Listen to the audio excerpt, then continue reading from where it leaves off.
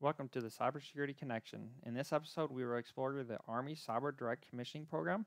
We will bring you, the viewer, a new nightly cybersecurity recruiter with at least one junior role and other cyber IT related roles. If you look under the video, there are links to various content we will discuss during this live discussion. My guest is Chris Pugh, and he is from the Army Cyber School. Over to you, Chris. Hey, good evening, everybody. It's great to be here. And Justin, I truly appreciate you letting me appear on your show. It truly is magnificent. It really is an honor to be here tonight. Thank you. Thank you for being a guest. Awesome. So a little bit about yourself. All right. So a little bit about me. I am a retired signal officer in the Army. For all those out there who don't understand, Army does have signal. They have EMI. They have all the basic branches covered down.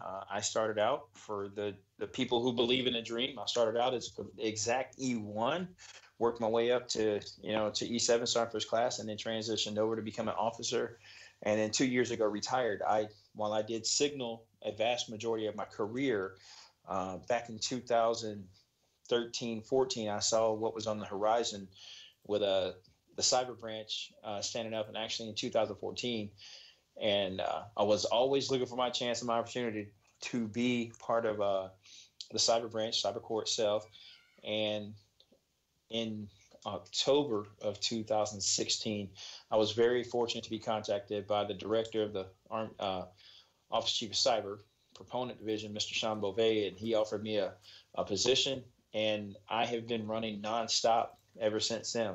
I told him I would be the hardest working GS-12 on Fort Gordon, and I truly believe, as of right now, I am one of the hardest working GS-12s on Fort Gordon with this position right now. We were talking about that. You said you're a shop of one currently? I am a shop of one. Now, when it comes to the warrant officer force integration, there's two of us. There's myself and the senior chief warrant officer for cyber, Chief CW4 Raul Negron, and then myself. I was designated as the cyber recruiting officer, and of course, the Army gave it a cool abbreviation known as the CYRO. And when it comes to going to places like, Carnegie Mellon, Mississippi State, Auburn, Georgia Tech, Texas A&M, University of Washington, or going to visit major corporations like Microsoft, Adobe, Cisco. It's been me out there traveling and taking a young junior lieutenant with me and like, hey, I know you're a holdover or you're a hold under student, but come help me out and help me show everybody that cyber is not just somebody who sits behind the keyboard and hides. It's actually a hands-on team operation that we do. And that's the key is, it's multiple people that take action, so that's why there's always these new job listings and new posts that are available. So let's dig right into this. Let's go right into, how is cyber changing the battlefield for the Army perspective? Because you see this huge growth over the last few years in this whole cyber field, and you see each one of these branches are jumping on and, going, full speed ahead, to say the least, into it and opening it up to more civilians and things like that. So how is that really shaping? Oh, man, you really got to think about this. So we have our teams constructed where we have, military, we have our civilians all on one team. We have MI officers, we have signal officers, we have field artillery officers, and then plus at the same time we have soldiers who are in there doing hands-on keyboard functions. We have warrant officers who in there who are on these teams as subject matter experts, and then we have our officers who manage the teams. And then we also have civilians incorporated with it because this is a total team concept. You have to have every single part of that team to be able to move as a team, not as an individual, but to be able to accomplish a mission, whether it's on a cyber protection team, whether it's on a national mission team, or whether it's on a combatant commander team supporting, the combatant commander who could be deployed downrange into the Middle East or through a CENTCOM, designated area. All right, going a little bit more into that whole battlefield piece. So how is electronic warfare, or if you want to describe what that is a little bit more in deep, and how is that shaping that whole cyber field? So, when cyber was first first had that concept going on, everybody thought of cyberspace as just the ones and zeros, the programmer, what's behind the keyboard, what is behind that network that you see, what's behind the words of Google. And everybody got, started to get a little focused on what is the ones and zeros. Let's focus on the ones and zeros. Let's focus on what we can do on the keyboard. But when you're talking about electronic warfare, you've got to talk about, how does that shape the battlefield? How do the units, incorporate that into their daily mission? How are the units being affected by electronic warfare?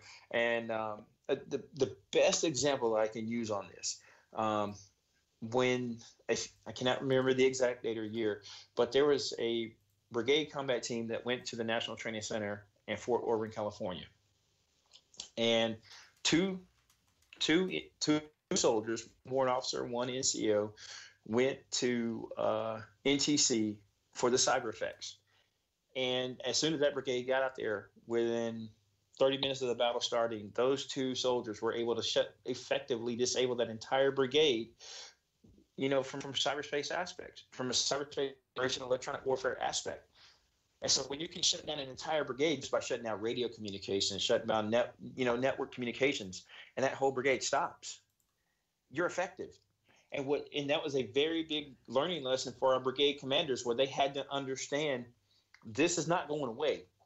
This is something that we have got to train for, we have got to get used to, and we have got to go forward into the next evolution and incorporate this. And even as back in late July, I visited with the brigade commander at Fort Benning.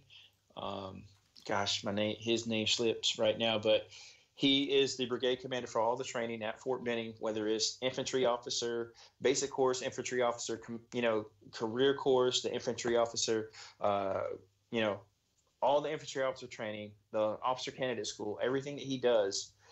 He pulls his officers in, he pulls the NCOs in, he tells them straight up, like, we have got to understand that we cannot always rely upon a computer in the battlefield. We've got to understand what a map is. We've got to understand how to plot on a map, how to do it by hand, how to know what acetate is, because something could happen where we lose that computer, where we lose that network. And if we lose the computer control, the computer access, then how are we tracking the battle over here? So commanders are starting to teach teach this at the beginning level. Like, we've got to take it back to pre-Cold War era and teach you everything now. Yeah, basically get rid of electronics. So with that, let's dig right into what my viewers always want. So let's talk a little bit about that direct commissioning program, and then lead a little bit more into the jobs, and then the civilian jobs. So it's not just about getting into the uniform. There's also civilian tracks into the Army. Oh yeah, we rely on our civilians, man. We really do. But the one thing that we have right now, direct commissioning for cyber. Now, direct commissioning in itself has been around, since 1776, 242 years ago, and it actually started with doctors, lawyers, and chaplains. Who can be an officer in the Army, and who can we commission that 13 time frame? And cyber actually stood up. We became one of the new basic branches to offer direct commissioning and go out and actually start commissioning people in this route.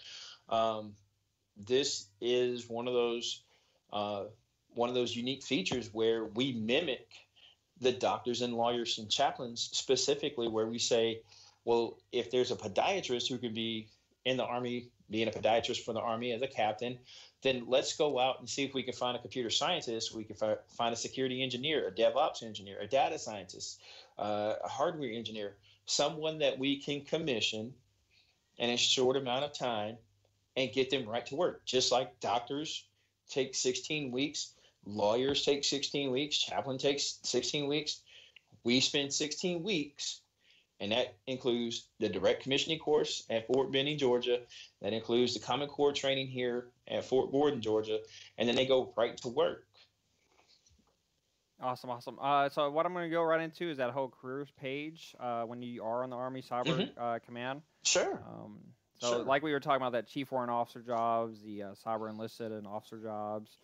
Can you just talk a little bit about this, and then we'll jump into the civilian side? Yeah, sure. Let me get over here to the careers page with you. I'm going to look at this too. It took me straight off of cyber. Um, but think about this. Our our cyber has the careers where you can either start out as a 17 Charlie, which is our enlisted MOS. That's right from the beginning, and then you go down to from there you can turn into a warrant officer, and then you also have the officers.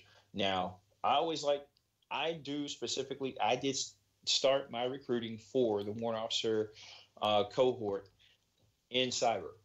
Where we would find highly qualified, highly skilled NCOs and, review their packets, as we say, a warrant officer packet, and then select them to be warrant officers for Army Cyber. And we prefer that our warrant officers come from, 17 Charlies or soon to be 17 Alphas, where they could turn into a 170 Alpha or a 170 Bravo. And correction, that's the 17 Echo, which is electronic warfare. And then 170 Bravo is the electronic warfare warrant officer. But soldiers make everything happen for us. Warrant officers are the technical leaders that we need on the missions, helping guide the soldiers and showing them what they need to do. And then we have our cyber operations officers who are, managing the day-to-day, managing the operations. And then you will have what we say are direct commission officers who are also 17 alphas, but they will be also helping make the mission go through while they're following the guidance and mentorship and leadership of a regular commission 17 alpha, whether that gentleman or that gal be from ROTC, be from OCS or West Point. That's how we try to make it all fit together into one. All right, so with that, let's go right into that whole USA job. So before we started this, everyone, we did talk about the USA jobs. I just did a quick U.S. Army Cyber Command, populated 84 jobs. Chris did want to highlight that that's not even close to the amount of jobs are actually available. So again, his contact information is below. So do reach out to him for that direct commissioning if that is something do want to pursue, or even if you're looking at USA jobs, he knows the people that can help push that resume through. So with that, over to you, Chris. Yeah, and you're right. We, like I said, we do value our civilians, and they are part of the lifeblood of keeping our teams going, man. You have to imagine that if you're a civilian on a team, whether it be a cyber protection team, whether it be a national mission team, or whether it be a COCOM team, as a civilian, you can do up to 90% of everything that every individual in that team can do who is enlisted, who is a warrant officer, who is an officer, with the exception of one thing. And for your all the listeners out there, I'll let you take a guess at it later on. But there's just one thing a civilian can't do, and that's it. But everything else you can do. So as you look through USA jobs, and if you go into the keyword search where it says U.S. Army Cyber Command, right now, as you've got pulled up, Justin, you see about 84 jobs. There are thousands of jobs that we're looking to fill right now. You have to understand with the USA job system, your resume is going to go through at least 2 or 3 separate filters before it gets back to the hiring manager or before it gets back to somebody else. So it's going to be wordsmith by a software, looking at specific words in your resume. It's going to be looked at by central processing managers at CPAC to make sure it gets over to the right person. And then it's actually going to get to a hiring manager. And I'm very, very fortunate to have built a very good relationship with the R Cyber G1 personnel, Colonel Perkins, Lisa Rory, Marilyn Brown, and they've all been fortunate enough to work with me one-on-one, where I can send them a resume and say, hey, sir, Miss Lisa, Miss Marilyn, these individuals I've screened for you right here, and I think they'd be a great fit for a GS job.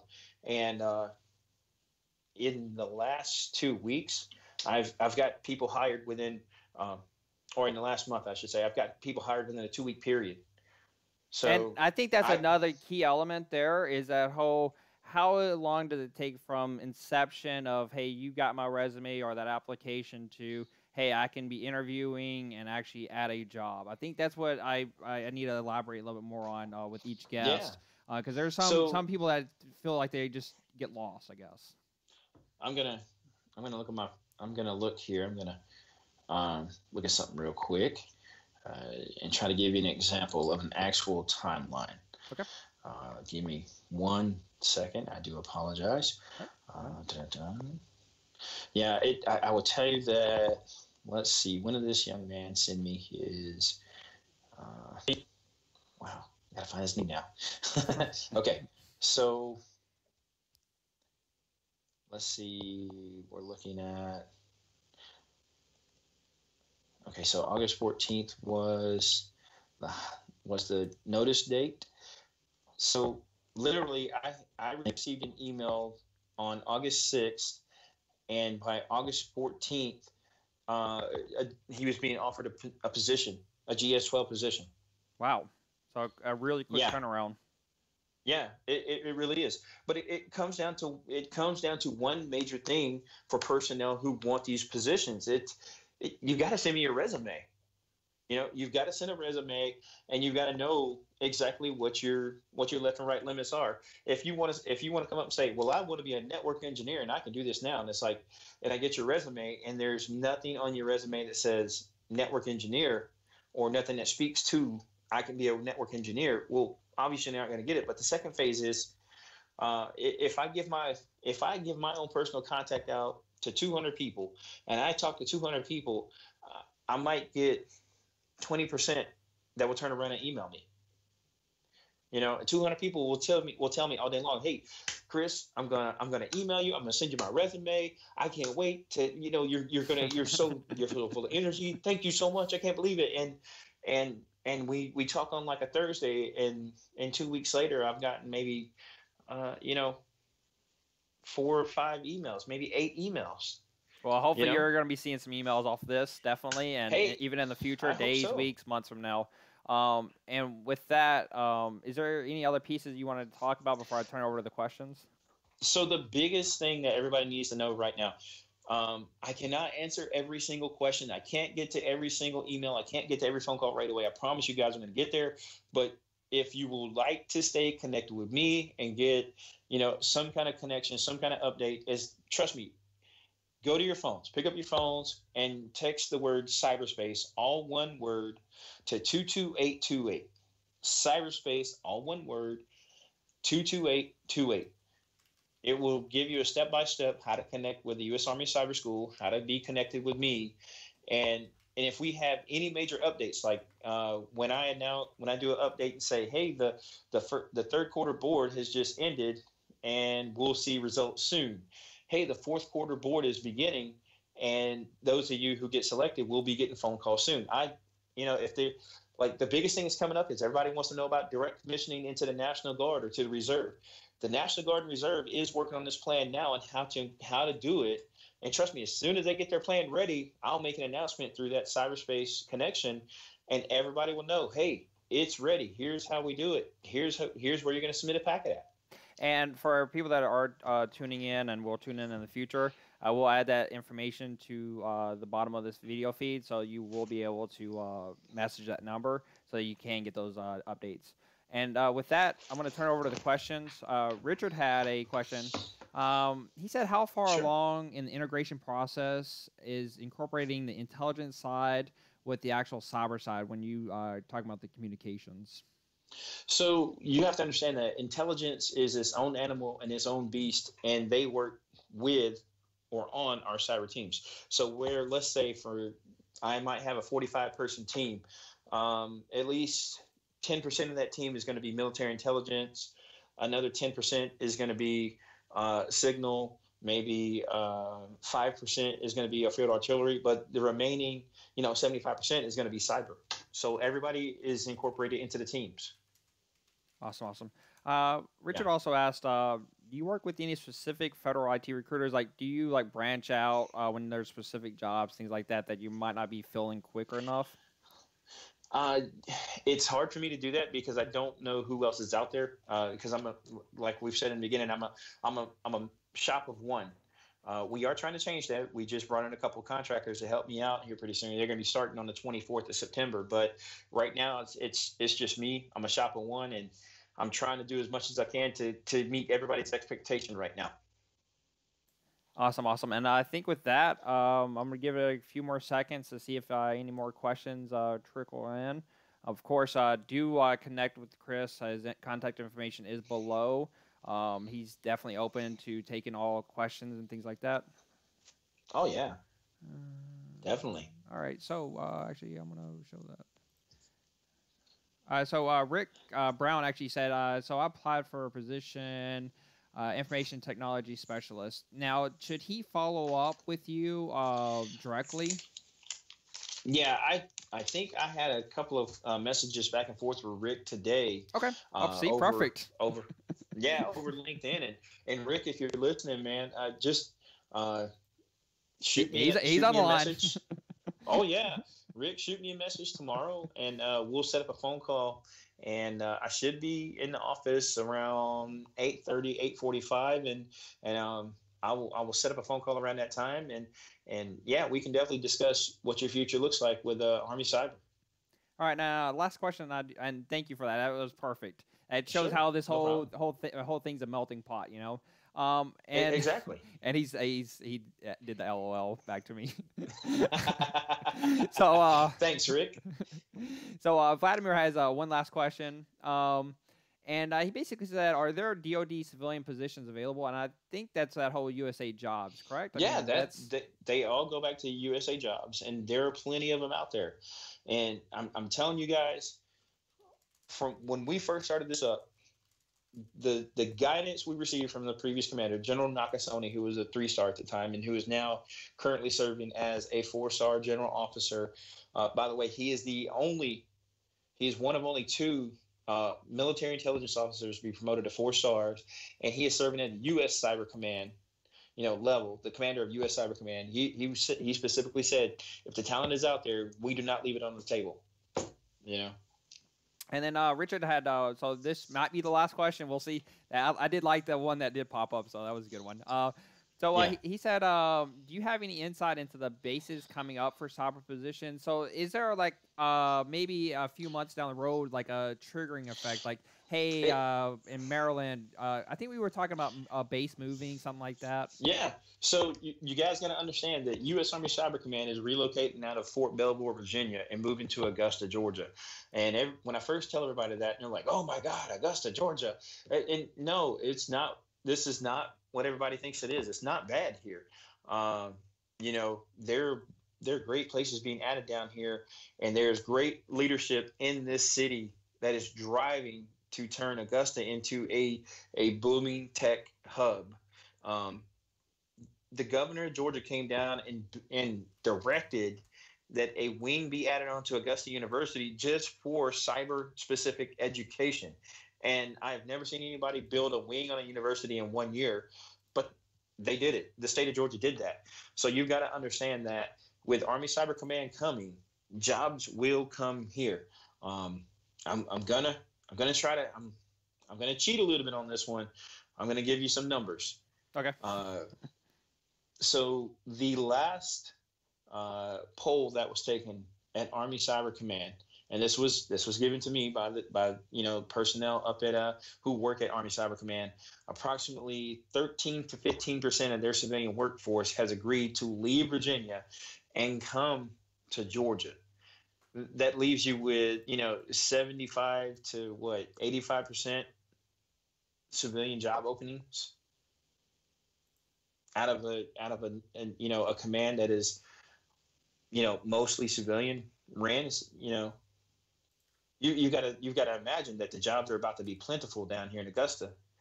They're gonna start hiring any month now for the jobs that they identify, like just for example, like, hey, Jim, and he's not going to come down from the NOS. Well, we got to start hiring for a position for him, because when we move the flag down, we've got to have a fully manned NOS. Well, Bob over in this area, over in the plans and operations area, he's not coming down. Well, we've got to start listing for Bob's job. And Sheila, her position, she's not going to move down, and we've got to list for her. So any month now, you're going to see USA jobs blow up with a very high concentrated amount of Army cyber jobs being listed in the Augusta, Georgia area.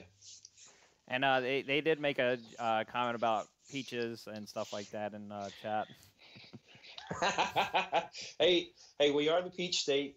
We do good down here.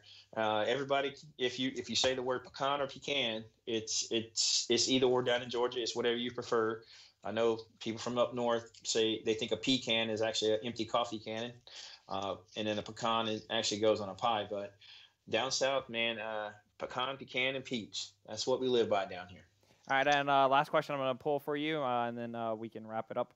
Sure. Charles threw out the whole, do you need a college degree for the civilian jobs? For the civilian jobs, it's all about your skills. Because I know it's a badge of honor for a lot of tech heavy individuals to say, hey, I can do this and I can demonstrate my experience level, my skill level to this, and I don't need a college degree. I can already do this. So if you have a certification such as a CEH or a GIAC or a CISP, a CASP, things like that, that's gonna weigh heavy on that job hiring scale.